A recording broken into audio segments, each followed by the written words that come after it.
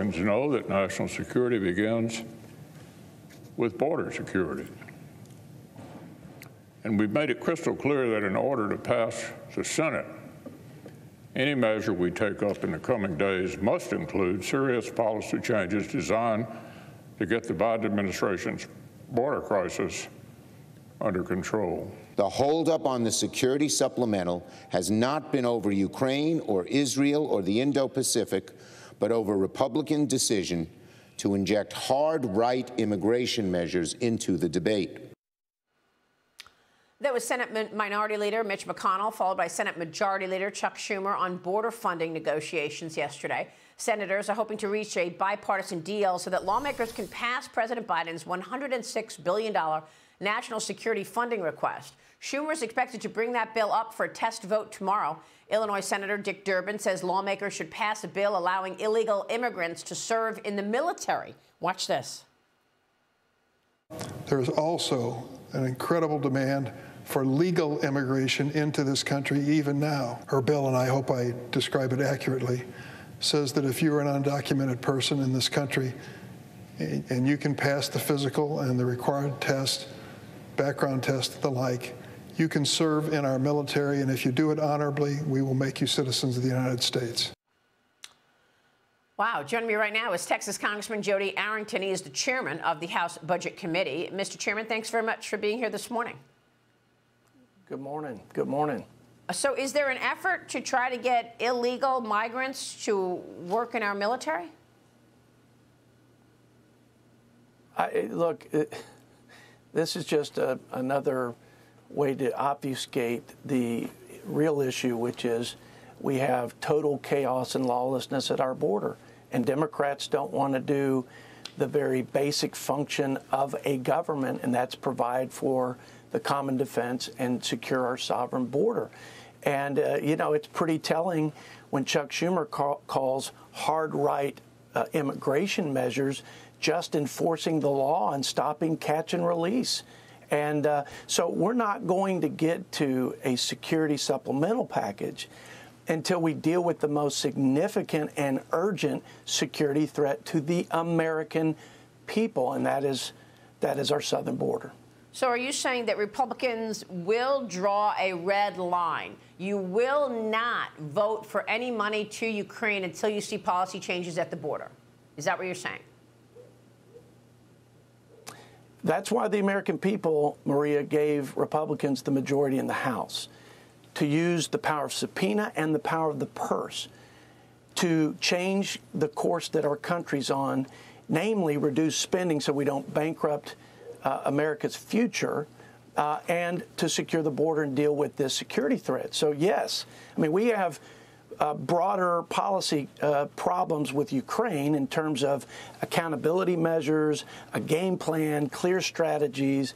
We also have problems with paying for things in this country. So we have to do what Mike Johnson, our new speaker, is doing, which is changing the culture to one that considers fiscal accountability to the taxpayer. But yes, ultimately, the number one job is to keep the American people safe, and they're not safe. And it's not because of the Russian invasion into Ukraine. It's because of the invasion of the United States enabled by terrorist drug cartels in this administration.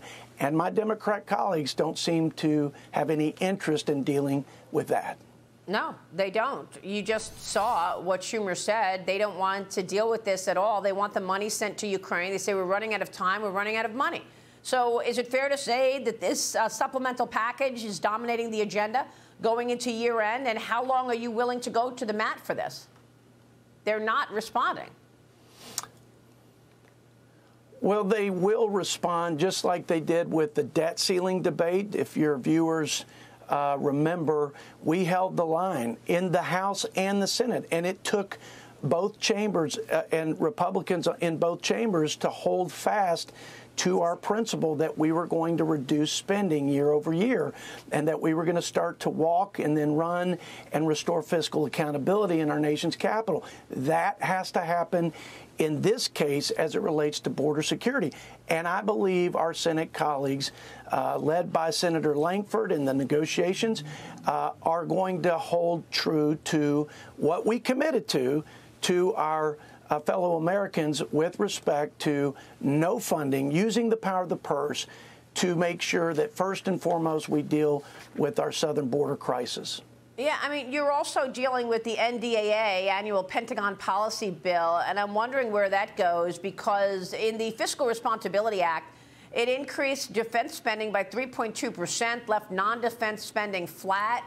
I mean, that would be a decline in defense spending when you compare it to inflation. Is that what you're proposing in an environment where China is getting more aggressive against the United States, along with Iran? Well, let's be clear. There's a lot of waste and woke and unnecessary spending at the Pentagon, probably more waste in that bureaucracy than any. And I think our chairman, Mike Rogers, and his colleagues on both sides of the aisle, in fairness, have found ways to shift monies internally, about $40 billion, to legacy programs and otherwise wasteful spending, to things that matter to our security interests to date. So I think there's a lot more money than just what you see in the top line that's being shifted from wasteful and unnecessary spending to things that have to do with real readiness for the United States. Well, it's incredible to me how each side sees it so differently, and all of this is happening in the face of what appears to be corruption in plain sight.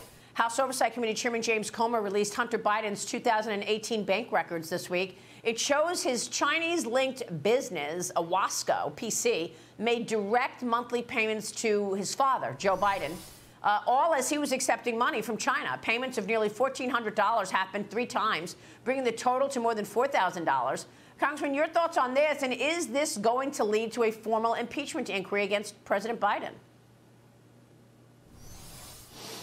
Well, I'm not going to presume on the outcome except to say there's a lot of smoke and we're starting to see fire in terms of more than conflict of interest, but criminal behavior and certainly abuses of power.